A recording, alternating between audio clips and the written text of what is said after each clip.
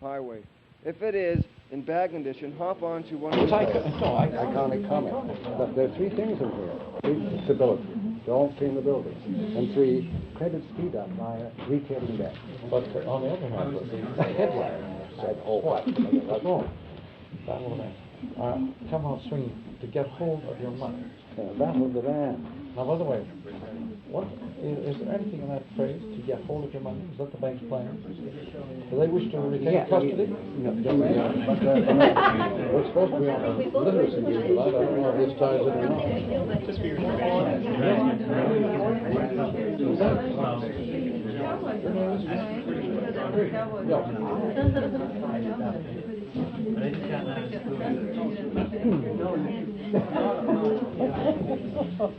That's all right. Now that's a joke you might tell tonight. You heard about the cowboy? I brought a copy. I thought I'd just mention it to Jane. We got a joke for you, Marshall. I intended to bring that big bundle, you know, the envelope, left it home. I had it set out, rushed out the house, started saying, we're not beginning yet, but we're looking at an item here that says, device will allow blind to read type. Device which allows the blind people to read ordinary printing will be tested soon.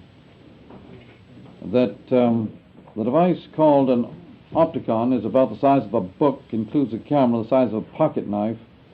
The camera is placed on the reading material, and with his finger the blind person feels what the camera sees. Vibrating pins spell out the letters on fingertip. But he said it allows the blind to read newspapers or books that have not been translated to Braille. Mr. Parker, who's visiting, taking a few months down at Rochester as the current chair of communication, reports that at the Institute of the Deaf there, which is rather a famous one, they report that they can teach deaf people to read and write by about up to grade 5 level by the age of 15. And in China, the same level can be reached by the age of 7. Now, they don't know why, but I think we do. We know that the Chinese ideogram is much more kindly or favorable to rapid learning than the abstract visual form of the phonetic alphabet. It's a little bit like the Braille here thing. That the ideogrammic form of reading and writing involves the senses more, and the blind people learn more quickly if they do not have to abstract all their senses and just learn with sight alone. This is a rather complicated matter, but it can be explained in detail. And it relates to our own problems in our television age, because the TV image is very close to the Chinese ideogram. We have, in that connection, we have a visitor here tonight from Dallas, Texas, Mrs. Bray, Jane Bret, co-author of the Telepolitics volume. And she is a Montessori specialist and has worked a good deal in the teaching of reading and writing in the Montessori system. And she mentions just what is perfectly plain and obvious to the Montessori people, that people learn to write before they learn to read. That children, in the order of learning, the natural order of learning, writing comes first, reading second. That in terms of the development of the faculties, human faculties, the kinetic faculty of actually inscribing and tracing images comes before the recognizing of images visually. I might add here, Marshall, an experience that I've just encountered in England. An old auntie who'd had a stroke. She can read. She can write, but she can't read what she writes herself. Now, I suggested to her that she learn to read again by reading out loud, because there was brain damage between the two halves of the brain. And she's learning to read again by reading out loud her own writing. So this is another one of those strange reprocessing things that people haven't studied. Putting the pieces back together again. Or in some cases, they cut them apart. The epileptics in California that were having epileptic fits, and they cut the two halves of their brain apart. It didn't hurt, just made them better. That one simple thing. We have quite a number of visitors here tonight. There's Mr. Leven of the... Mr. Leven, you're from which division again? Oh, it's a select committee of the legislature. A committee that's concerned with what problem? They want to know what to do with, what more can be done with educational facilities, actual physical use. Are they talking about hardware? Are they talking about hardware? Both hardware and software. And, well, the number of uses, the unused uses are almost unlimited, so Yeah. where do you begin? Well, obviously it's impossible to catalog everything, but it's more or less trying to get a feeling, an overall public consensus of it, otherwise, and I suppose act upon that in the political way that they do. It's made up of members of the House, and to that extent, You're up against the situation that the ordinary public use of public media enables children to read long before they ever get to school. Nothing's ever done with those media once they get to school. The obsolescing of the classroom has gone far. By the way, Marshall, there's another thing that we might look at, if anybody's had the experience of learning to read and write, the old pothooks and hanghooks scheme that the grandmothers used before they sent the children to school. That is, many children in the 19th century learned to read and write long before they went to school and raced through it. There was no problem. Now, this was a pre-TV Yeah, teaching. but this was based upon enormous amount of leisure on the part of a lot of adults. Yes. Who had a lot of children on their hands. Just taught them to read and write. But I don't know why there's so few adults in relation to the children of our time. It was usually the grandmothers that did this. Now, grannies. Well, now, what do we do with grannies? We ditch them. Now we throw them away. We retire them and put them into a high-rise. So they're no use. This is one of the unused educational resources of our time. Grandmothers. We pay to put them in a separate establishment where they can be of no use to anybody. No, it's true. The grannies and the nannies taught their charges to read quite early by reading aloud to them. Well, I've heard it said many times that a literate person is one who is read aloud to when a child. Not a person who read early, but a person who is read aloud to early. This book on the nannies, Rise and Fall of the British Nannies, has a good deal on that subject. And I'm suggesting that one who learned to read and write before they went to school. Yeah, but being read aloud to is more valuable than being taught to read and write. The range of experience is vast. There was one, before we plunge into the literate thing that we'd promised about, there's one thing in the morning paper we were going to handle briefly, about banks. It's an item that was headlined how? It was in the Star, Marshall, yesterday, I guess. Or where is it? It's Toronto Star, Saturday, February 3rd, and it is headlined, Battle of the Banks. Our musty old banks come out swinging in the hustle to get hold of your money. But there are two or three insights in here for those of you who are not familiar with how banks actually work. And I think the first one is that why should anybody want to hustle to get your money? Well, this is the whole business of the switch from wholesale to retail as far as the banks are concerned. I thought the banks, though, are ordinarily present themselves as institutions that want to lend you money. Well, I've never noticed the angle whereby they want to get hold of it. Well, they do it two ways, you see. With the one hand, they are getting a hold of it as fast as possible in small quantities. And with the other hand, they are after you re-borrowing it. They borrow it, in other words, at 5% maximum, usually about 3%. When all the subtractions they collect it from you for 3%. They hand it back to you as retail debt.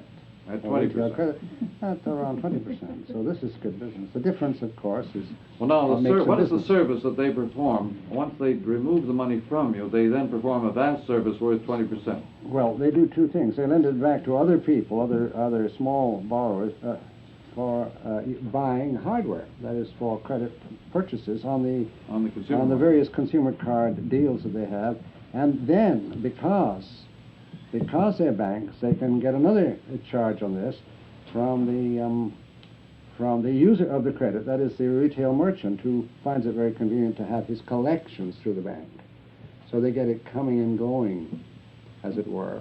And in this respect, they can always give you the illusion of getting your money for nothing by simply charging, say, 2% on collections from a merchant and saying to you, if you don't have a debt with us for longer than 30 days, then you don't pay anything. If you have more than 30 days, it's another equivalent 1.5% that you pay. Per month, notice.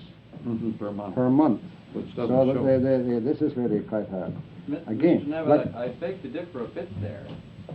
With a credit union, it's I'm not like talking that. about credit union, I'm talking about Right. banks. But with a bank, if they get $1, are they not, on the basis of that, permitted to loan $5?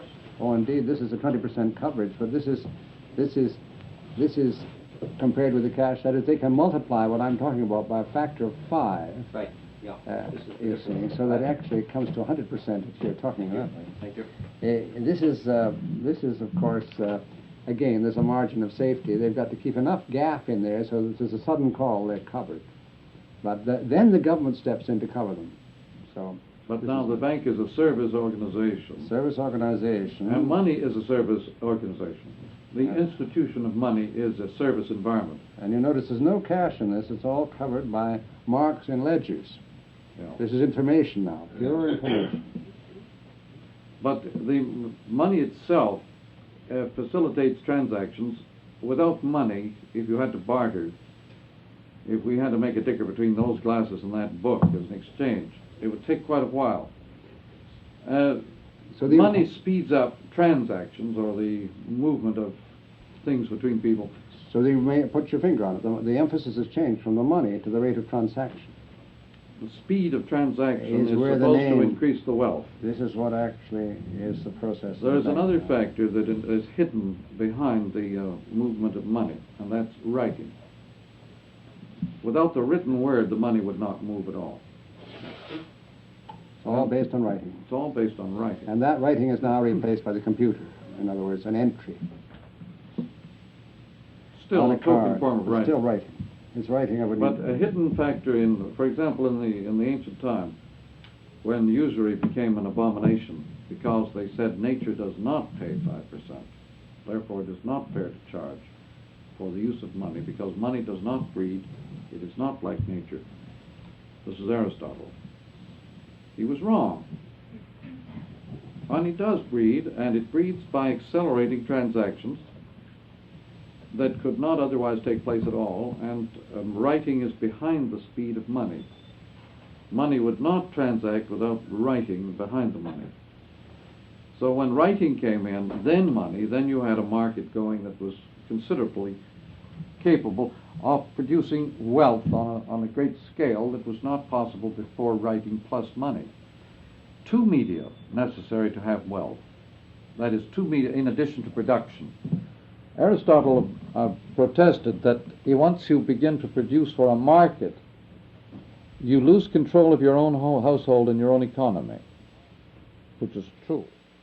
And so the abomination of marketing is the loss of the control of what you produce and who you produce for.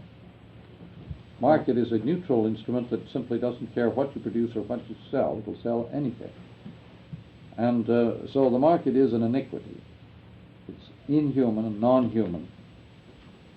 But it is a means of accelerating wealth processes. And this is a new form of nature, which we said was Much later, the market took over from nature itself and became the homeostatic mechanism. In the time of Adam Smith, marketing had become the homeostatic ecological mechanism which had replaced nature. It's called free trade. Adam Smith said everything is fine as long as you don't interfere with the homeostatic mechanisms of the market, they will balance off and perform beautifully. And that was where the road to heaven was paved, was bad intentions. Of high interest. Now in here, there are two other little subplots in this article, and I think we can dispose of it after that. Is bigger is best. That is, the higher the tower, the better the bank must be. And so we have these monsters being built in Toronto to show that the biggest bank must have the highest tower. And finally, as a replay of the ancient respectability, that it must be dirty in order to show that it's stable. What, you mean the building must be black? The order building to show their must be, intentions are white? exactly. The building must look dirty in order to be suggest stability. So I Look think dirty. we have- That's where now, therefore, having cleaned off the Parliament buildings recently, what are we to conclude?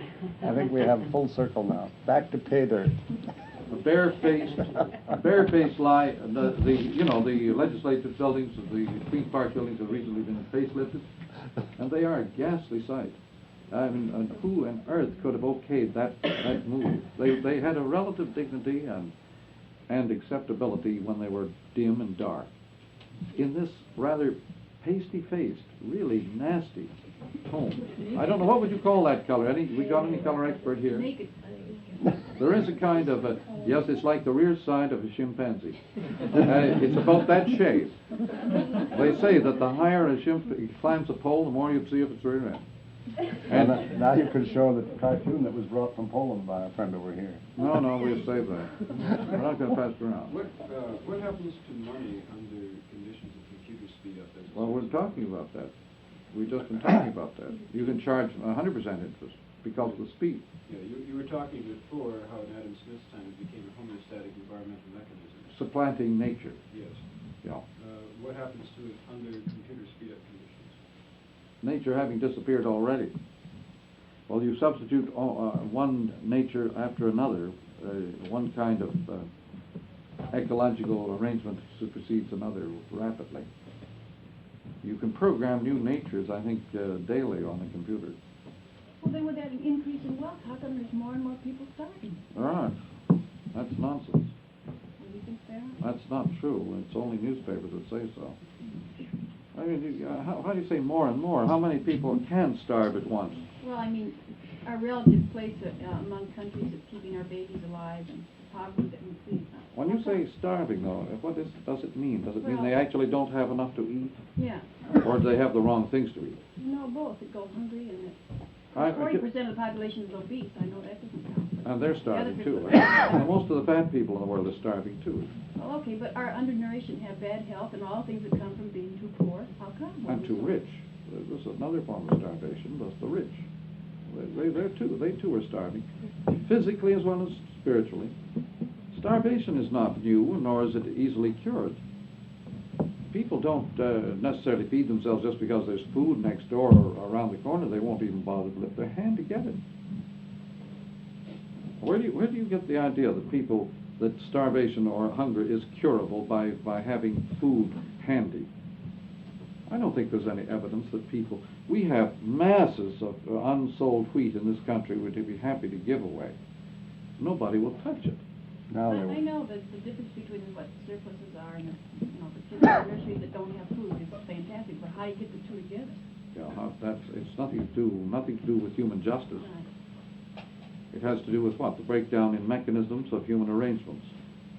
Well, isn't that human justice? No, just incompetence. quite often. Sheer incompetence. I think Bangladesh is a rather good case study. One could look into that a little more profoundly and see that a great deal of the food that was shipped there was the sort of thing that was non-traditional. In other words, nutritious, that people had never tasted it before. It's like sending, nice Mexican... Jumping beans? Yeah, nice Mexican slugs to us in case we were hungry. And if you've never eaten toasted slugs, why, you'd certainly not enjoy being given them the first time if you knew what they were. No, it's, remember now, wealth creates poverty. I mean, this is a mechanism. Without wealth, you have only hardship. You don't have poverty. But wealth creates poverty. It is law that creates disorder. It is learning that creates ignorance. These complementarities are literally true. They're not figuratively true. Yeah, and white creates black, Without white people, there would be no colored people. and female creates male. No, that doesn't work. right. Well, you weren't supposed to say that male creates female. Male I didn't creates. switch it around, so I had to give it to No, you. but it's not complementarity in the same pattern. Okay, why isn't it that? It's polarity. Polarity is not complementary. No, the child is father to the man or the woman. No, polarity is not complementarity. That's more Positive, complementary. negative is not the same thing as complementarity. Complementarity is a mechanism of human agency. You could say the child is mother to the woman. I mean, this is father to the man. It's been said. We'll switch it for you, Mary Jane. Okay. We have Mrs. Bray here, who is the co-author of Telepolitics, and with Fritz Wilhelmsen. And you might wish to have a word in that direction. Miss Bray has worked with Montessori people a good deal, and as I mentioned, they're one of their observations or discoveries in the teaching process is that writing comes before reading. You might mention just to the situation that Mrs. Bray, that where that reveals itself. How does that factor reveal itself in the actual learning process? People on the outside. One of Montessori's major premises is that you never give the eye or ear more than you give the hand. So at the very beginning of the approach, didn't like to use method, you begin to train the senses, and particularly in movement. So the children are taught or exposed to discrimination of different textures of fabric, of sandpaper, roughnesses, smoothnesses, of thermal temperatures, Weights. baroque sense. If you blindfold a child of about 2.5 and put just infinitesimally small variations in weight on his fingertips, and within a very short period of time, he or she can tell you, which is heavier. And if you try the same experiment on yourself, you find that you cannot do it. But the child has such a sensory discrimination at that time that very sensitive to all these different modalities in the sensory makeup. She also introduces them to smell, as I was telling Dr. McLuhan this morning, going from one side of the room to another to pick up cylinders that will have identical smells, all kinds of variations of smells. But the writing, after they've had a good bit of time in this, I'd say about 3 to 6 months, depending, of course, always on the individual child, they're introduced to the sandpaper letters, which are quite large. We make them ourselves, and they're raised off of cardboard plaques, although they can be made any number of different ways. And they trace the form of this letter with these 3 fingers, because these will be the 3 fingers that will later hold a pen or pencil. Another point Montessori discovered was that it's far easier to teach the cursive approach to writing and printing, because to make a straight line requires a great deal more coordination than to make a curved line. And she invited her teachers to try it out on themselves to discover, that we really were expecting something of the child that was more difficult rather than going from easier to hardest. Now, while they are making these movements with these 3 fingers, and by the way, if they are left-handed, they make them with their left hand. She didn't try to turn left-handed children into right-handed children. They also learn the sounds, not the name itself of the letter, but the sound, phonetic sound that the letter makes. And after they do this for a period of time, one day they will discover, you don't show them, they will discover, and this is a very important element in her approach, that they can combine these sounds, and they will in fact make words, and then there's no stopping them. They'll write all over everything, walls, toilet paper, napkins, it doesn't matter. They'll just write. And that's what age? How do you deal with spelling? in that case. No, but what age, Barry? We'll find out how soon can this Well, happen. it depends on the child. I've seen it happen as early as 3. I've seen it happen as early as 3. But certainly, if the child comes to the school at, we took children at 16 months, which was, we had a difficult time with the nursery school licensing people to take them that long. We had to declare ourselves as a daycare center, which we weren't. But if you get the child by 2, there's no reason why this can't happen by the time it's 3 and a half. And it's pure discovery for the child. It's not Exactly. taught. It's not taught to the child. That absolutely violates Montessori's idea at all. I'm not saying that it is not done in some schools that claim to be Montessori schools, but if you read her work, her entire approach, she didn't like the word method, her entire approach is built upon the child discovering the teacher. She didn't even like the word teacher. She used the word directress, which meant you are to be a catalyst between the child and this environment you've provided there. And as soon as you put the child in touch with this environment, in this case the movable alphabet, you are to back out and disappear. It's to be the child's work, not yours. And this she felt was very important, that as the child increases in competence, the teacher decreases in importance. In other words, get out of the way. But after the child has written for a while, and again, this depends upon the individual child, and whether he's a visual child or an oral child to begin with, as a pattern, then reading will occur. And she makes this transition. She discovered this in her first school over in the slum section of Rome. And after reading occurs, she increases this mastery by giving them simple commands, always, which would be almost like a signal. And these simple commands they execute, and they're able to understand reading, and then they go on into reading after that. But she doesn't. She would see it all teaching reading at the same time as writing. Or before, because she said it isn't the way it happens. Well, she avoided the ordinary pattern of literacy which abstracts the visual from the other senses.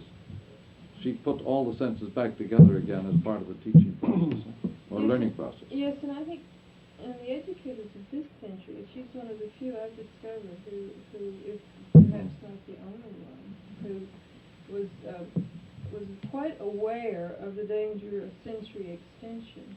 She was quite aware that you just don't do this in the very, very young. I think we've come to see that you really don't do it at any age.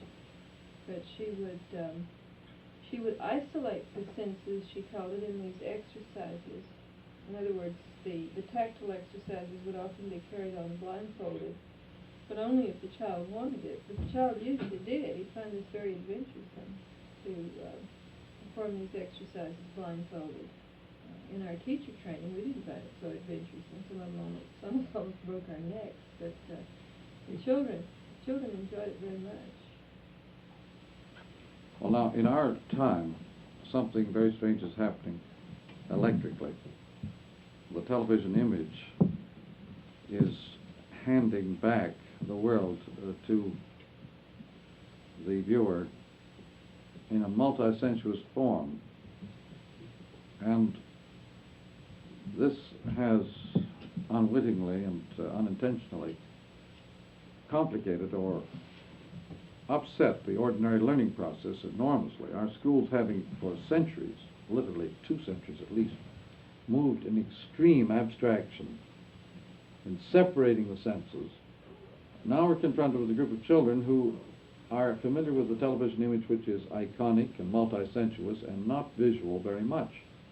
Very few people realize that the TV image is a composite of all the senses in interface, just like in a Montessori school, that they're learning their letters today really by rubbing process. The TV image is a mesh of experience that is not primarily visual. And the Sesame Street sort of little moppets and images, the icons on the Sesame Street thing, are a very good indication of what sort of image TV really consists of. It's tactile and sculptural and iconic and very much an involving form, which of course builds into the child's viewer absolute rebellion against the whole school system. Because the school system is based on the exact opposite process of extreme abstraction of the visual sense from all the other senses. How does that happen? Now, you got to explain it. You know, well, it happens by selecting aspects of the visual life which are very specialist indeed. The black and white aspects, for example. Color is not primarily visual, it's tactile. But black and white is very visual, and movement is visual, and classification and blueprinting and keeping things neat and tidy, that is visual. The habit of neatness and tidiness is entirely a visual habit. A place for everything and everything in its place is a visual habit. In other words, the way the desks, the rooms, every feature of our ordinary school lives is laid out is an extremely visual pattern. The way this room is laid out, not as extreme by any means as most rooms, is visual. A rectangular room with vertical and right angle planes is visual. If there were a curved space here, there would be no visual quality in this room. The sort of space that Mr. Perry over there is experimenting with in styrofoam and other materials can create architectural forms which have nothing to do with visual space anymore. Visual space is literally enclosed. It has to be a matter of flat planes in right angle relationships. Now, the reason for this is technical, but it's Euclidean. You have only to think of Euclid if you want to know what visual consists of. Just why the visual should be Euclidean is a specialist story in itself, but Euclid has abstracted certain visual properties from the rest of the human body. At the time that the alphabet was new, in the 5th century, when the phonetic alphabet was new, it had this revolutionary effect. It made possible the rise of Euclidean geometry. It made possible the rise of a systematic philosophy based on ideas, archetypes, and visual forms, which truth, a la Aristotle, Plato, was a visual matching of experience against abstract ideas and forms. These are extreme visual forms of truth in quotes. And the whole rise of Greek geometry, Greek philosophy, was based upon the abstractions of the phonetic alphabet. So naturally, the whole of Western history has been profoundly related to it. But regardless of how noble and how important all of this is, the fact is that electrically it is disappearing and dissolving at very high speed. It's just leaving us. Because the electric world is acoustic, resonant, and tactile, and iconic, and it has nothing to do with visual space anymore. I'm simply reporting, and this can be validated in many ways, that the electric thing is based upon a resonance and interval and tactility and acoustic space, and is not based on visual space at all. And Einstein was merely one of many to discover that visual space and Euclidean and Newtonian geometries and physics will not obtain under electric conditions. At the speed of light, which is the electric speed, at the speed of light, all the Greco-Roman thing, all Euclidean space, and all phonetic alphabetic values disappear. Is this why more and more kids fall further and further behind in reading? Well, it means that that it becomes increasingly difficult for them to accept the forms of experience represented by the phonetic alphabet. The phonetic alphabet is a very extreme abstraction. Because, well, just to fill that in, the phonetic alphabet is the only alphabet in the world, the Greco-Roman alphabet is the only alphabet in the world in which the images have no, both the sounds and the sight have no semantic meaning at all. The abacados from A to Z are meaningless. Semantically, they have no meanings at all. All the other alphabets in the world, and there are many, have meanings. The letters have some meanings. The Greco-Roman alphabet has no meanings at all. Now, the abstraction of all meaning from these images gave them an almost computer power to translate into themselves all other cultures. There's room for another person on the floor. This, let's put it another way. The Greco-Roman alphabet, because of its extreme abstraction of the visual sense from all the other senses, turned the user of that alphabet into a very aggressive individual. Because of that translating? Because of this ability to subdue all other forms to this form. The phonetic alphabet can tame, subdue all other cultures to itself. It is the only alphabet. No, you cannot do this with the Arabic alphabet. You cannot do it with the Hebrew alphabet or any other alphabet known to man. Only the phonetic alphabet is capable of translating Chinese or any other culture into itself. Now that isn't the reason why, but it's one of the accompaniments. But the user of the phonetic alphabet, because of this power, and because he has gotten rid of all his other senses, except sight, develops a goal orientation. He's a man with a vision, a goal, and an objective. So it started with the Greeks, it continued with the Romans, it went right on through the Renaissance, got much more intense after printing. Goal orientation and extreme objectivity. Objectivity in science, in measurement, in conquest of nature. This became a normal accompaniment of this power to use the visual sense in abstraction from the other senses. I'm simply mentioning that today it no longer happens, that the visual sense is no longer isolated under electric conditions. The visual sense is acoustically now subdued and is moving back into relation to the other senses. So the children today are much more holistic, much more integrated, and much less goal-orientated, and have very little ambition, wish to adapt as quickly as possible to the lowest level in the society around them. And this is happening at very high speed. Another thing, of course, the loss of identity. The phonetic alphabet created the private identity of Western man, the image of himself as a separate private person, which is the glory of our civilized world. The intense image of self-identity and the intention of examining the conditions of one's existence. Remember Socrates' remark, the unexamined life is not worth living. The visual man is always inspecting and analyzing and examining himself. He never stops. Always criticizing his motives, his intentions, his purposes, and purifying them by abstraction. Now this is all gone in the last 50 years. All of these features have disappeared with the rise of acoustic man. Acoustic man is simply a man who lives in a simultaneous world at the speed of light where everything happens around him simultaneously. Whether it's telegraph, radio, or TV, or any other electric form telephone, the electric world is simultaneous, and therefore, like hearing, comes from all directions at once. Hearing is from all directions. Acoustic space is a sphere. Visual space is flat, but has a third dimension, the vanishing point. But acoustic space is a sphere, and before there was ever literacy in the world, people thought entirely of existence as sphere.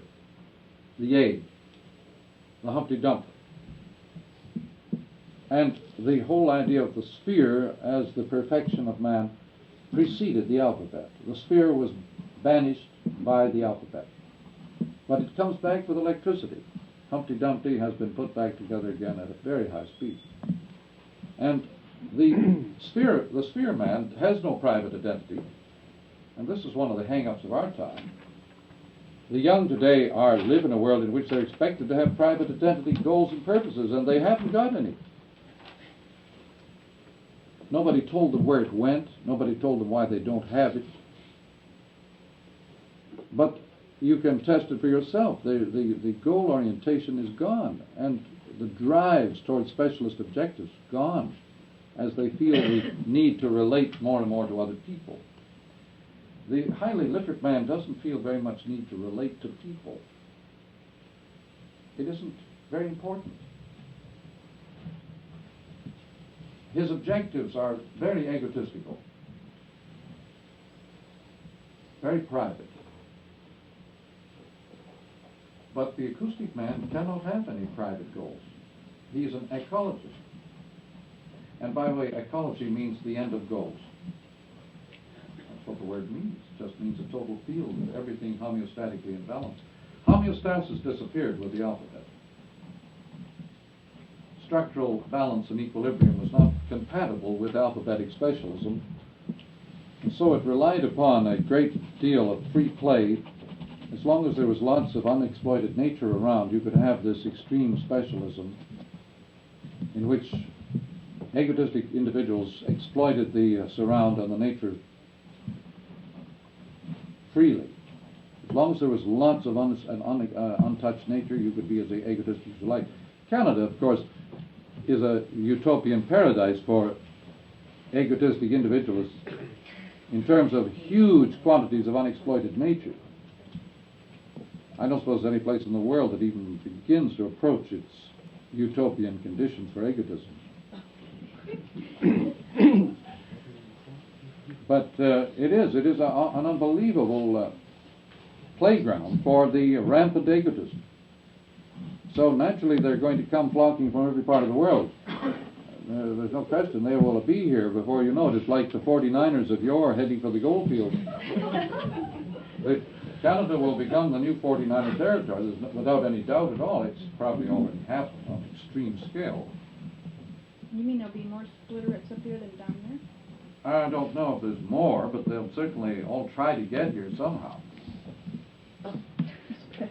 Are there people who are in sort of in an intermediate stage who are Yes. who are also? Oh yes. For example, we have people in this room from Nairobi, where literacy is new and where it coexists with extreme tribalism, and they are interested in studying the architectural problems of how do you build spaces for people who are living simultaneously in primitive African conditions and simultaneously in Western European conditions.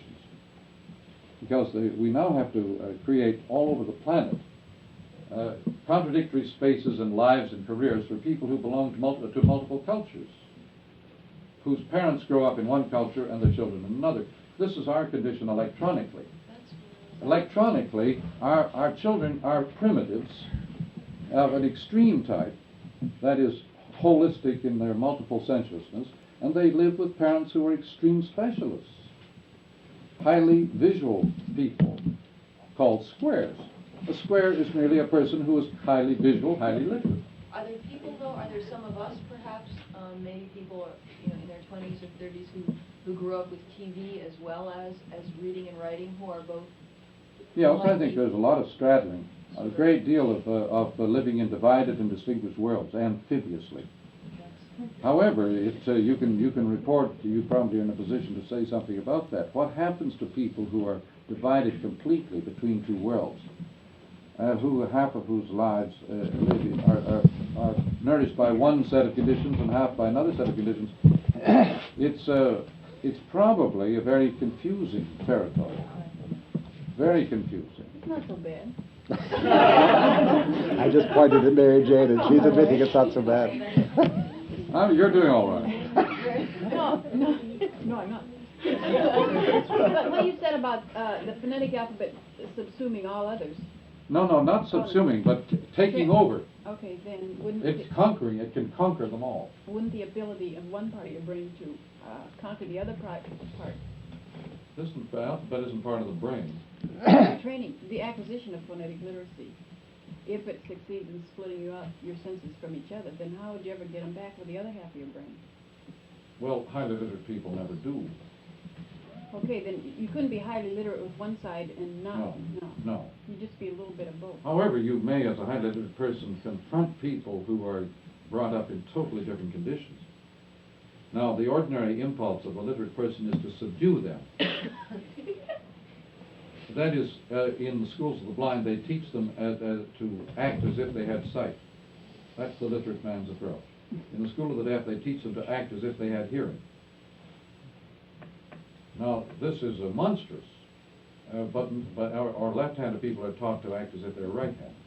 I know in the University of Toronto they teach you to act as if you had male logic. Sure. Well, maybe that isn't very hard to obtain anyway. I was thinking about my kids' room. It's just like the rooms are like a jungle with grapes. When you say male logic again, though, you're talking about the visual, because the male, is so called, is much more the specialist. A hunter, traditionally, the man has tended to specialize in our historical setup. We know. To be a specialist. I know. So he takes to literacy in that extreme form more naturally. He is a bureaucrat more naturally than women. Women prefer to diversify and to handle a variety of things, to have many jobs and many roles. Men prefer one job, one role. And at least have been taught to prefer that. And they seem to be able to put up with it more than women.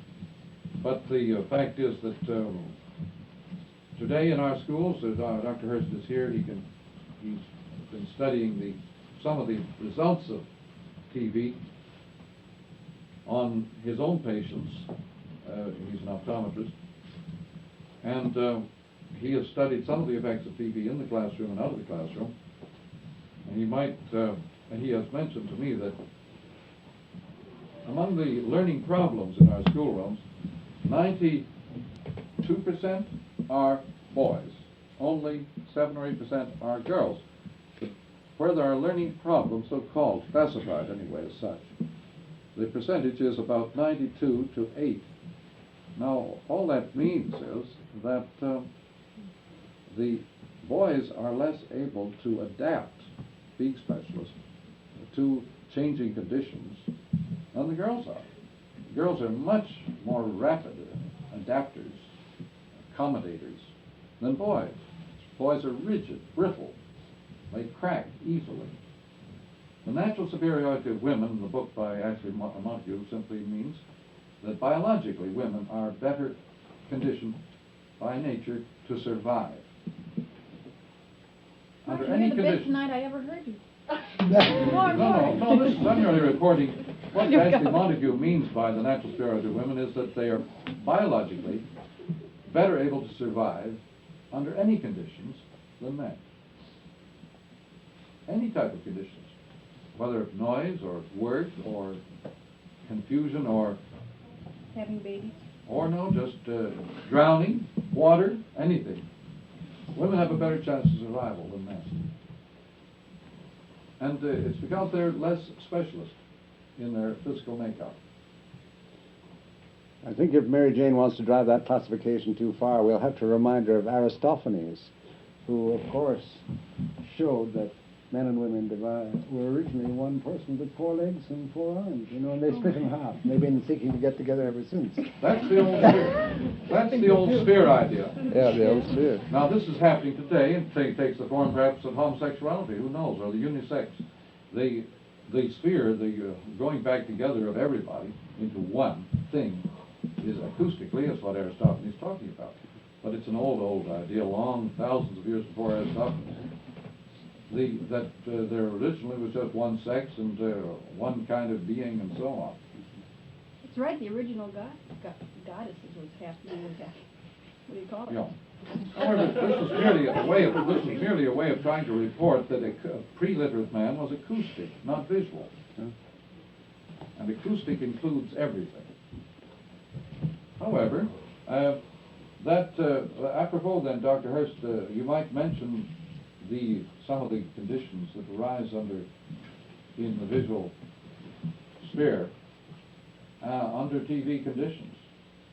Well, one of the figures that Dr. Toon mentioned, 92%, it's even worse than this.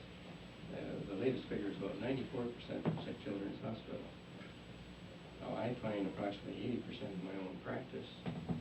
But these kids are working, one grade 2 class is working at about 4.5 inches away from their reading.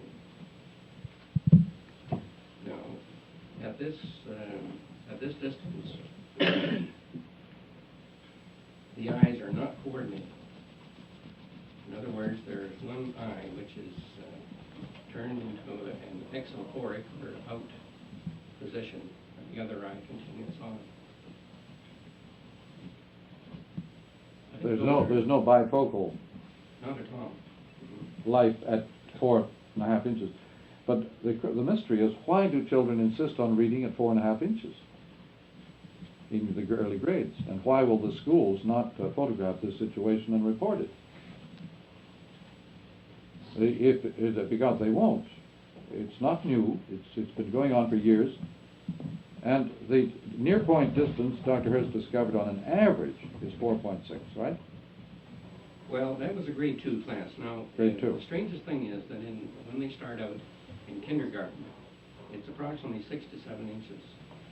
Then, as they start to try to read, they move in closer. And in grade 3, it moves out a bit from grade 2. By the time they get to grade 7 or grade 8, the distance has lengthened out to around 7, 8, or 9 inches. But it never does get up to the 16 or 13-inch distance where we take all our measurements and where everything is calculated. When you speak of a near point distance, you automatically think of either 13 or 16 inches. Now, all the visual processes of 13 and 16 inches are quite different. They're exactly opposite to what they are back in the 4 to 6 inch distance. Which is the actual distance. Which is the actual distance, In right. other words, all our printing, the typography, the Right. book making, the desk making, everything, all arrangements in the classroom are for the 12, 14, 16 inches. And there's nothing done for the actual distance, which is 6, 7 inches. But this is the thing that amazes me. In my own profession and other professions, they are still not taking into consideration that these kids are working at 4 to 6 inches. Our measurements, in all my journals and so forth, they speak of the near point distance, and all the fusion findings, the convergent findings, are set up for the 16-inch distance. And by the Lord, they are going to stick with this particular type of measurement. All the mean standard deviations and so forth that we have over the last 20 years or more, we can go back to the 1930s in this actually, are set up for this 13 to 16-inch distance. But somewhere along the line, we're going to have to mount a sort of a massive investigation. And unfortunately, I have tried over the last 5 or 8 years or more to mount this, but we don't seem to get to first base on it. But look, if there were an immediate public recognition of every aspect of this case, what could be done? If everybody wanted to do something, what could be done? I think it would be done. Yes, but what could be done? Oh, well, what we need is a statistical research into this particular area to validate or invalidate my findings. No, but suppose that they were validated and everybody agreed that something had to be done. What could be done? Not making them read. Well, all right, now, one of the inspectors down in the southern part of this province, a chap by the name of Pete, maybe some of you know him here, Inspector Pete down at Fawn Hill. I had quite a bit to do with him way back 10 or 12 years ago. And he told me a little story once where he went into one of his schoolrooms and the kids weren't reading. So he took approximately 1 hour with this grade 1 class, and he moved them up within about 5 to 6 feet of the blackboard, and this is where he started. So I think that if we're going to start teaching these kids to read, that we have to move them back in this way. Another man, Archie McKinnon, of the former research director of the Toronto Board of Education, did a study on this in which he set children back in chairs and sort of started them out long distance reading in this way. Now, whether there's an answer in this, frankly, Dr. McLuhan, I don't know really Well, I think what we should it's do. obviously helpful to know the situation that we're working up with, but I doubt very much whether there is, if you consider the new environment, electric environment, I doubt whether there would be much impulse or motivation to correct it. I don't think there is any desire on the part of the ordinary person who feels the presence of this new electric environment to correct it. This was reported in the Global Mail this morning, not yours specifically, but a congress or a meeting of psychologists going on right now in Toronto, I think, in which it was pointed out very clearly that people do not want to treat the big problems at all. No. They are simply not prepared to That's treat right. There them. was an article. Did anybody see that article? Here it is. Right here? Oh, How good. did Mary how did Jane, they- you... Ironic. Trivial research said to be less embarrassing than probing world ills. That's it. And it That's also says down here that another study showed that a child's ability in learning to read depended more on the personality of the teacher than on the child's IQ. The more empathy the teacher had, the better the child read. You know. As But if it was no, worth but doing. notice that I think it's very important for our Very important, mentioning Doctor. that triviality is practicality. As far as modern science and research is concerned, they will nibble away at trivial problems. They will not tackle big problems. They don't mind tackling an expressway problem, but they are not going to tackle the problem of putting people in decent living conditions. This is what Thomas Kuhn said about puzzle solving rather than You know, that's Tom Kuhn, the structure of scientific revolutions man. Yeah. No, I think there's nothing new about this, but it's something we ought to understand, that the establishment, by way of face saving, will tackle small problems, will not tackle big ones. Puzzles, but not basic research. Nothing that will upset the assumptions. Well, I don't despise this. No, it's On the useful other hand, work. there's very little survival value in ordinary human impulse. This habit of mind is suicidal. And the only disadvantage in our time is that whatever is happening so fast. This is a new dimension in human experience and activity. That we may be killed by somebody else's suicide, you mean? But wait, I don't see Things it. move at the speed of light. Everything happens at an accelerated rate, which makes previous human experience and prudence useless. The built-in habits of mankind over the centuries or over the eons are now useless to him at electric speed. I wonder if the Montessori people are taking that into consideration. No, they're obviously idealists. On the other hand, you see, here's a nice example of the effect coming before the cause. The Montessori people reported the effect of the electric revolution before it came, because the effect is wholeness. Now, the strange thing is that the wholeness, the new integration of man's spirit, destroys the old establishment. Because the old establishment, 2,500 years duration, is based upon fragmentation and specialism. You have 2,500 years of specialism and fragmentation suddenly confronted by man's wholeness. Wholeness is destroying us. Literally. It sounds silly, but you cannot be a whole man in a fragmented world. It's better to be a specialist of this conventional type, nibbling away at puzzles and little unreal problems, rather than a serious person tackling big problems. Well, I don't understand that sort of in view of the goal orientation. Goal orientation, though, you see, will not work anymore under electric conditions. But is that why Yeah. these people are willing to tackle trivial Oh, no, problems because that and is not goal. That is the But old-fashioned. I guess I don't understand why the trivial goal is a goal, but the big thing? The big thing is not it. That The would big thing, you see, ultimate the total comfort. thing is never a point. Oh, because it's total. It's total, it's sphere. Oh, right. And so you cannot select a point and say, I'm going there. Science also starts from answer and works from answer. That's what Kuhn discusses. And Yeah. Marshall, to back up just a minute about what you were saying about never learning from experience, there's actually a physiological basis for that, which has been discussed several times here. And that's that the body is programmed in terms of its nervous system in such a way to be unaware of what's going on around it, to cut down awareness of stimuli coming in from the environment. Because if too much stimuli comes in, the organism dies. Well, just not when you say if you were disturbed by every movement, every sound of the environment, then you couldn't make it. I think we might, by the way, have a window opening there. One of the windows back there might help. That's a basic thing. But even more than this, it means that you are only aware of a very small portion of the things that happen around you by the very programming of the nervous system. And then Freud... I'm not sure whether that may be a little too drafty, too close. Try it, though. See if it bothers anybody. That window, try it, see if We have a little bit of if it's a nuisance, right. Go ahead, Mr. Tooky.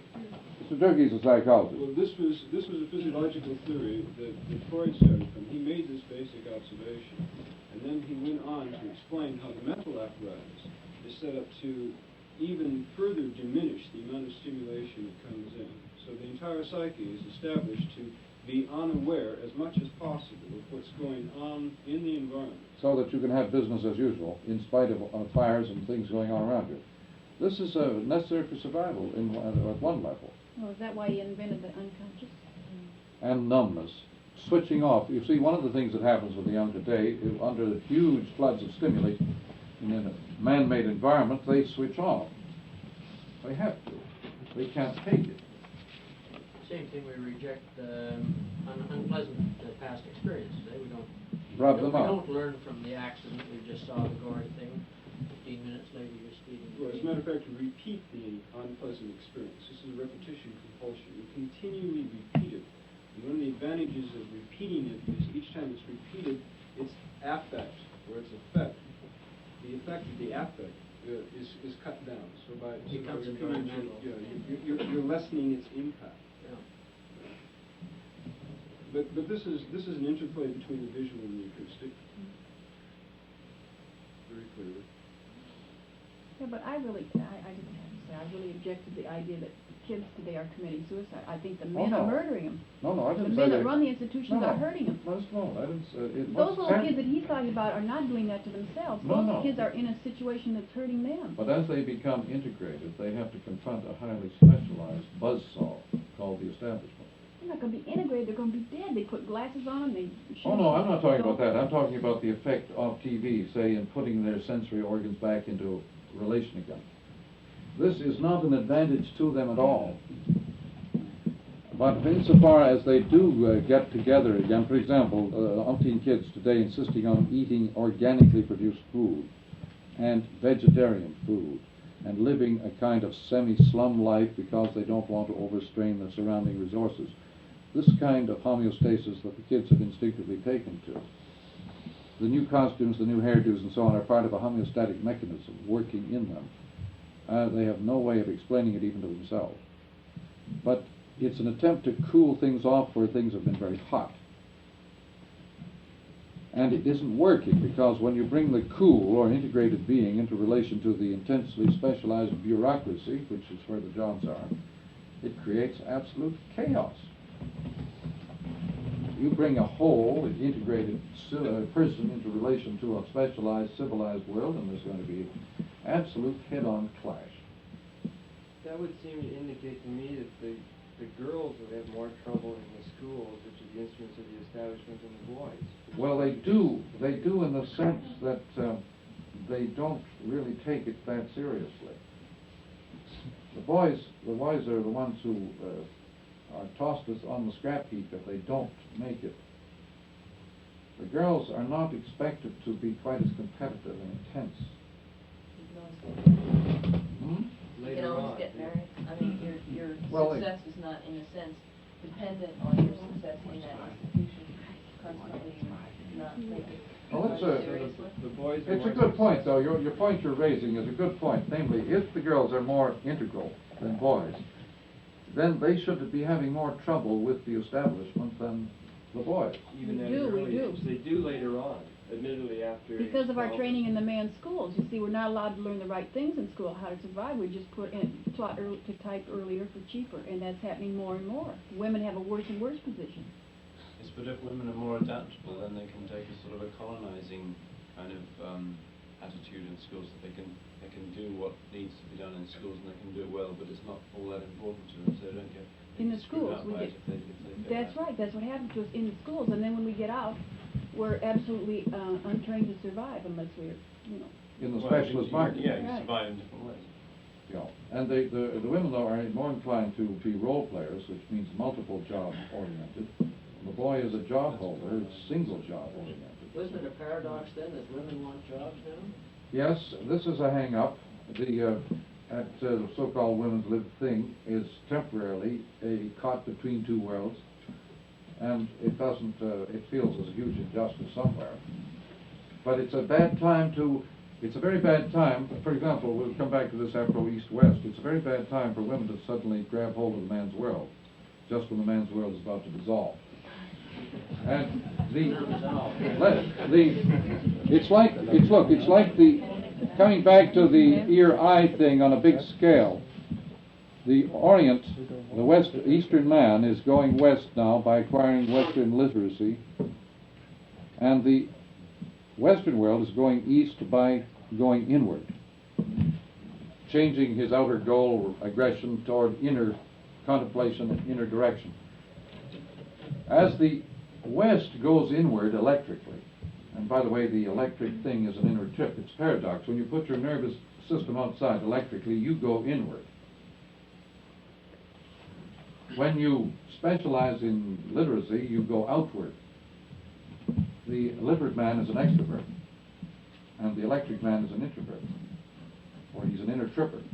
Now, as we go inward in the West with electric technology, the East is going outward with our old hardware. Now, this is literally and pretty obvious to everybody. The Vietnam War was partly an attempt to educate the East in Western ways. I mean, all warfare is education under crash programming conditions. So the Orient was getting a crash program in Western technology, Western goals, Western techniques. And they beat us because we were fighting a guerrilla war with position technology. That is, we were fighting against non-positioned enemy. Guerrilla means non-positional. So acoustic surround everywhere. The guerrilla warfare, the guerrilla fighter is easily superior to the position fighter if he has good technology. Now, the American Indian was a guerrilla fighter, not a position fighter, but his technology was not up to the problem of facing a highly specialized position fighter, which was the invading Western or European man. Today, I mean, the technology of the European was okay for Montezuma, but if Montezuma had a few Western weapons, as the Indian had a few Western weapons of later vintage, it would have been a completely reversed story. But today, with the whole Eastern world going west, the whole Western world going east, there's going to be an awful lot of duplication of effort, isn't there? Japan is about to spend $6 billion to get rid of its ideogram and its whole cultural system in favor of phonetic alphabet. The Japanese are going to put the phonetic alphabet in place of their own culture, and they will become intensely aggressive people, and minus all the things that have made them admired by the Western world for a long time. They're going to scrub off the whole of Jap culture. The Chinese may do the same. They're very close to deciding to go west with our alphabet. If they do, it means that they will scrub off the whole face of their culture and become intensely specialized, aggressive people, and it means that the Western world will be overrun by them in 5 years. The Western world doesn't have a chance of surviving against intensely specialized, aggressive Japs and Chinese or Hindus. It doesn't have a chance. Not that that matters that much, but the simple fact is that we are hastening this process by our own efforts. I was just wondering how this presumably the ancient Chinese literati, if they had any link up, because they had that was a different alphabet. They were specialized, but in they were never specialized in our sense of the word. They've always been acoustically holistic compared to anything we have. Yeah. Always, now and always. Yes, you cannot play with with their symbols and be a specialist in our visual sense. They are not a visual people, never have been. Could we come up with a set of symbols that could replace the phonetic alphabet? Yes, but if so, it would also conflict with the phonetic alphabet. That is anything. Would it evolve from it? I mean, isn't it Well, our electric thing has evolved, yes. Right. Oh, yes. Comes from Oh, yes. And the computer uses the phonetic alphabet. Right. But it reverses it. At electric speed, everything that is previously visual becomes acoustic. You see, that is the paradox. At the speed of light, all that remains is acoustic space and acoustic relationships, which is called quantum mechanics. The quantum mechanics sees the entire universe is made up of acoustic particles resonating against each other. At the speed of light, there is nothing left in human society that isn't acoustic also. So, civilized man got rid of suppressed the acoustic dominance in favor of the visual. And by pushing that up into dominance, he became an individual, private. I just wonder about creating a new symbol more along the lines of the Oriental, if that's Oh well, this we have done already, electrically. Yes, there's no question. Symbolism of the 19th and 20th century kind is one of the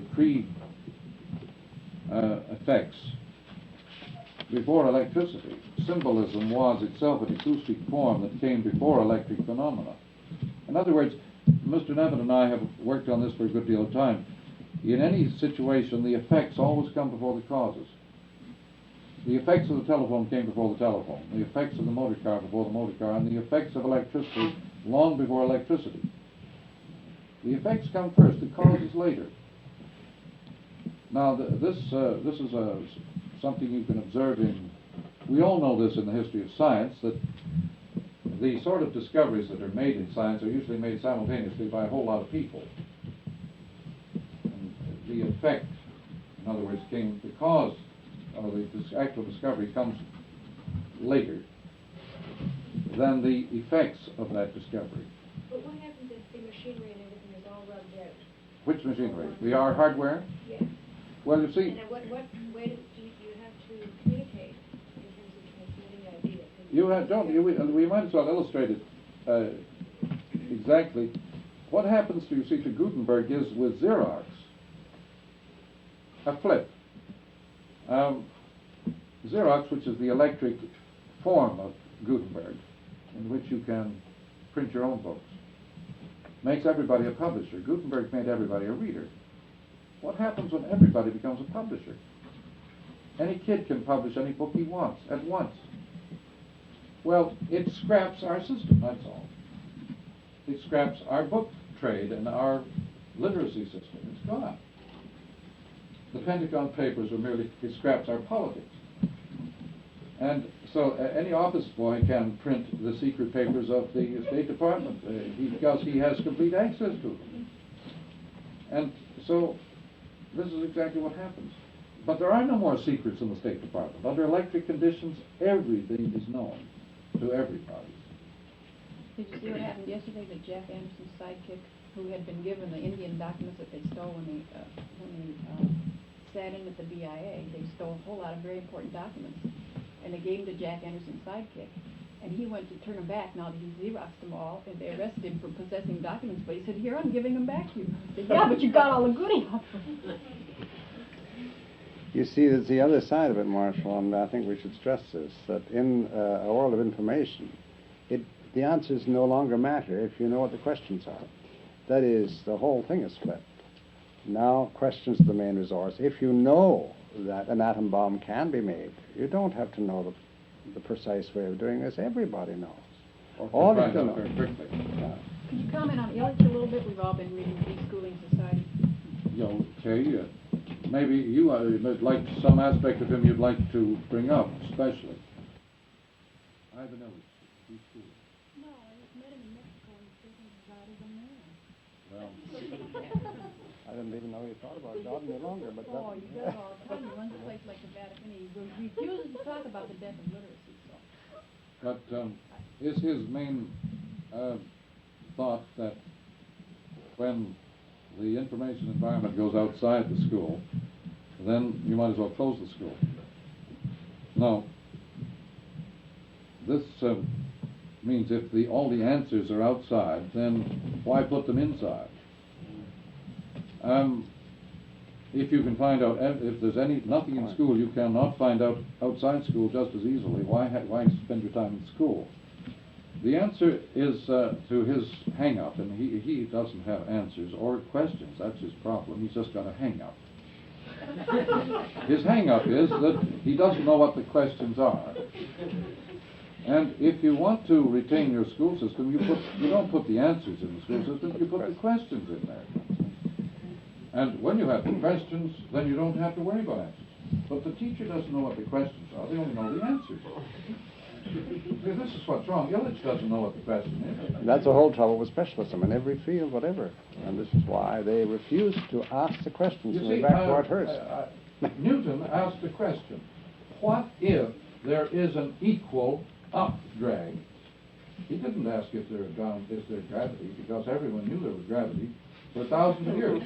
But he said, Newton asked the question, what if there is another pole upward? And that's what gave him his system. The moon pole was, he didn't discover gravity, he discovered levity. Everybody knew about gravity, but they didn't know about levity, the up pole. The moon pole was what Newton discovered, and not the down pole of the Earth. That was old stuff. And Einstein discovered that when you got out there, far, far away from the Earth, there aren't any measuring rods any longer that Newton imagined. They're just light rays, fields. And when you start measuring with something that doesn't stay put, then you're into acoustic space.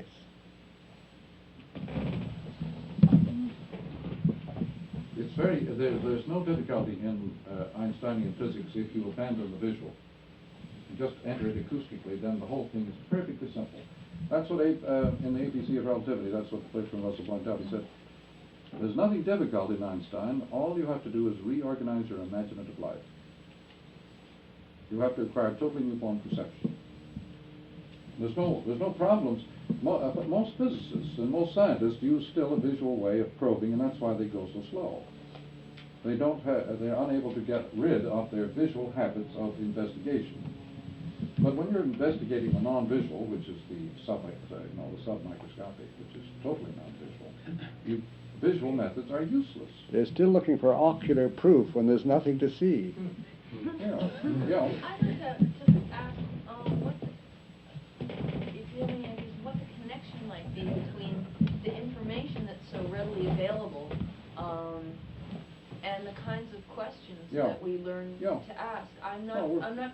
We're asking him right here, you see, about why should the West help the East to go West? Why should we by fighting them? You see, if peace suddenly broke out, the East would be left flat, without any impulse for going westward. We're going to subsidize their westward movement, now having failed to subdue them. But isn't there some relationship between the kinds of information that we have or think we have and the kinds of questions that we formulate in such a way? But that's why you need intelligent people to make the questions, and they're not easily found. It's very hard to find the people who ask the right questions. And even more, you need tenacious people to follow through on the questions, because you're noticed. For example, the little boy who said, Daddy, in his first airplane ride, when do we start to get smaller? Now, this is a question I don't think many geometers could answer. Is anybody here prepared to answer, why is it that the airplane gets smaller, but the plane inside doesn't get smaller? Why does the outside get smaller, not the inside? Anybody know? Depends on your brain. Depends depends on your ground. Yeah, but all right, what about the inside? Well, it's comparison. No, but what about Both the cases inside? are We know that the comparing. outside has a ground. Does the inside have a ground? The answer is no. The inside is not a figure-ground relationship, therefore it's static. It's in limbo. Well, it's in limbo. There's no ground. Now, very few geometers know there is a figure-ground relationship in there. They don't know what, for example, the ground of the geometry is. We don't know that. Literally, the alphabet is figure. I'm sorry, the geometry is figure for alphabetic ground. And I don't think there's a geometer alive today who knows that.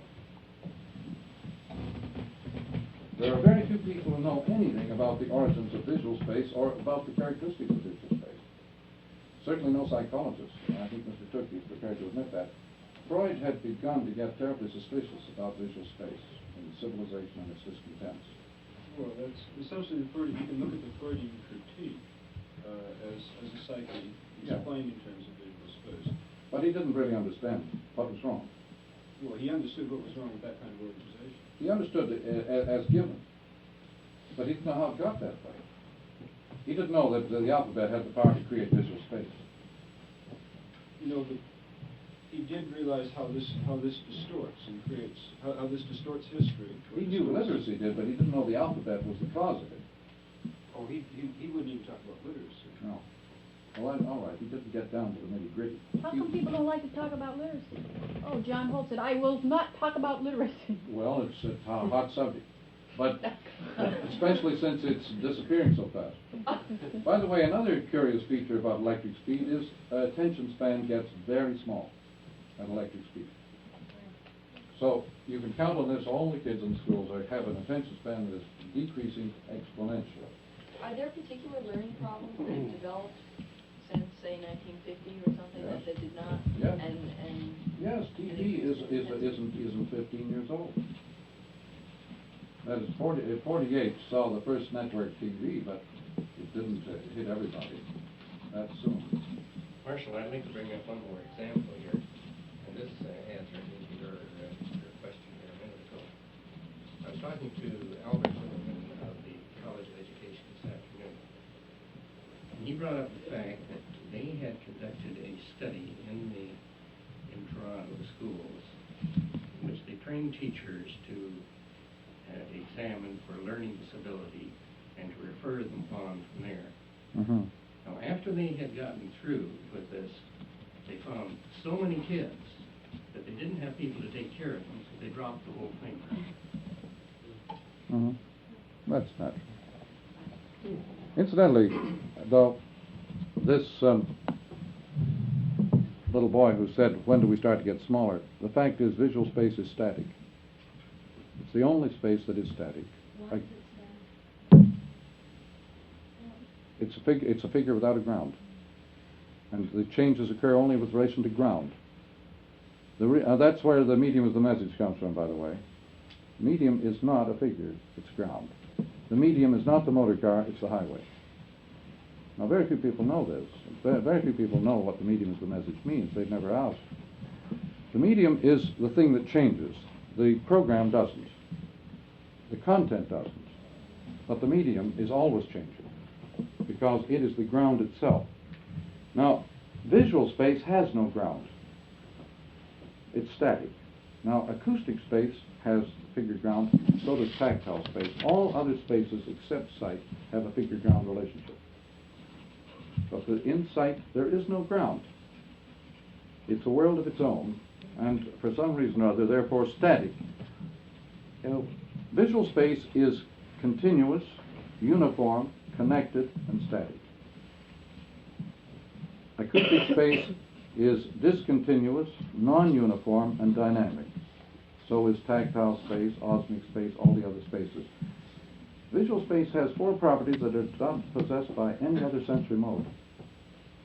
Therefore, when you turn kids loose into a non-visual environment, which is their vacation world, summer, it's a holiday from all visual constraints and specialisms.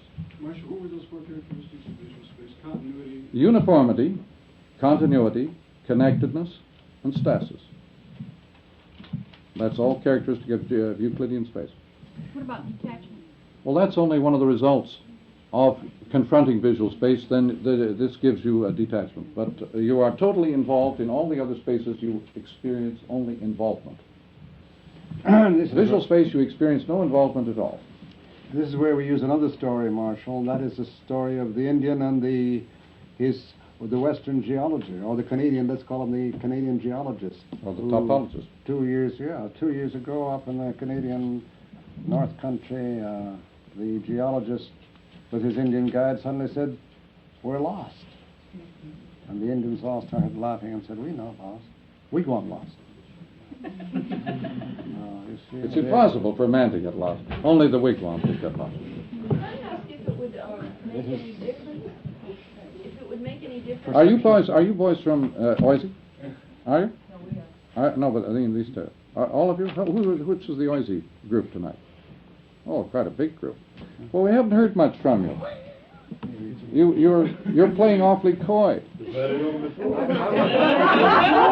visual. Well, naturally. I sang in the whole song already. Naturally, but if you see, we're working on these. We're asking questions about these problems. We don't pretend to. We know hundreds of answers, but we don't know the answer. What are the big questions? These are the questions we're talking about. What happens to Greco-Roman man after 2,500 years and he's suddenly thrust into a non-visual environment of electric information? That's the big problem. It's not being What solved by happens? us. We're just asking what happens. But is that the big problem? Well, it concerns the entire Western world. That is, everybody in it is involved in this. And they have no choice. That is, they are in it. Their decision, one way or another, makes no difference. We're all in it. Now, what happens to us and to our institutions? Can we retain any vestiges of civilization under these conditions? Or should we try? You can see that around us, most of the young people have decided, no, don't bother.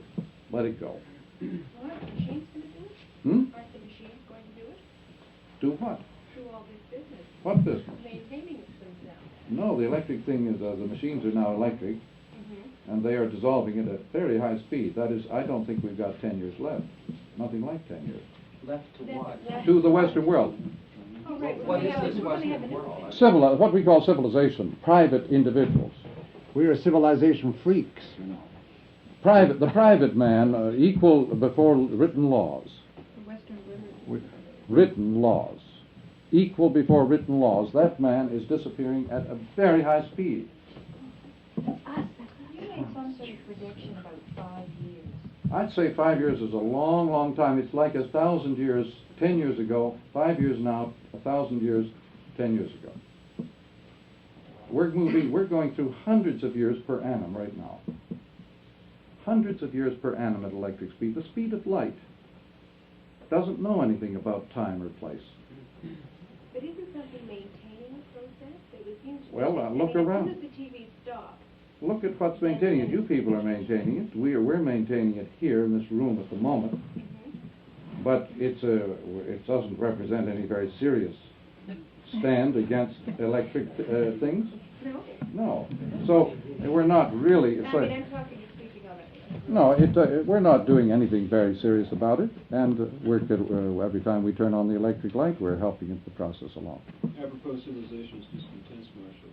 Yeah. Richard Freud's argument was that there's tremendous motivation to get rid of civilization because the more civilized we become, the greater are its disservices. That is, the more neurotic individuals become. Well, this of course was started in the 18th century with Rousseau. I think we should make a note here that we're using the word civilized, and that's why I used civilization freak just now, in the specialist sense of people who have literary training. That is, they're literate people. Well, we're not highly specialized. Okay, highly specialized. a high degree of visual bias, which Yeah. translates in the Freudian sense as sublimation. The more Visual bias. The more visual you are, the more it's necessary to sublimate. And we're So trying then to the more neurotic or the greater is the disservice. Yeah, to break the circle, though, and, with one generation or 2 generations being total people, or back together or whatever, then what happens? And our break hope. it, you don't have civilization. I thought we were getting it together. What's the value No, this is, what is going back together is the whole man, who is the enemy of the establishment. The establishment is not whole, it's fragmented and specialist. And our thinking is conceptual, which is not whole, but packaged. So that everything that in the OISE that deals with concepts is trying to package existence into a form that can't hold it. The old jalopy breaks down at electric speeds. However, just a moment now, the concept man is a visual literate man struggling to maintain the old-fashioned fragmented being. Now he puts it on computer to try and make it high speed. But, yeah, at the computer speed, of course, he's merely destroying himself. But all the visual factors in any setup flip at computer speed. Doesn't matter what you put into the computer, at that speed it flips its form into an opposite form. It comes out garbage. Or doesn't matter what you put in. Children aren't acquiring the literate orientation. Well, surely they're going to. When you say acquiring it, Well, whatever. insofar as they're relating to our educational system, they're busy acquiring it. But they are outflanked by this vast environment outside the school, which is returning them to the most primitive, holistic conditions. I mean, Rousseau's dream has come back with all its vengeance. I mean, everything that he ever wanted for man, we now have. So what we're seeing is that the old ground rules reverse and change. And the question is, what are the new ground rules? Well, there aren't any. They're process patterns. In figure ground terms, you could say the educational system has always been a figure against the ground of general indifference and general laziness and non-specialism and so on. Today, the ground itself has become pure knowledge, information. Why do children look so much like their parents? Do they? Yes. In values, attitudes. Do they? Yes. I thought there was a huge gap. I disagree. Well, okay. The evidence How many suggests- kids you got? How many kids you got? I have a sum total of one. Just watch him. However, alternatively, I have a study of all of the secondary school children in Canada. I know. Yeah. I know the studies done by highly literate person with highly Yes. specialist goals and objectives. Conceptualizing the process. Parent-child congruence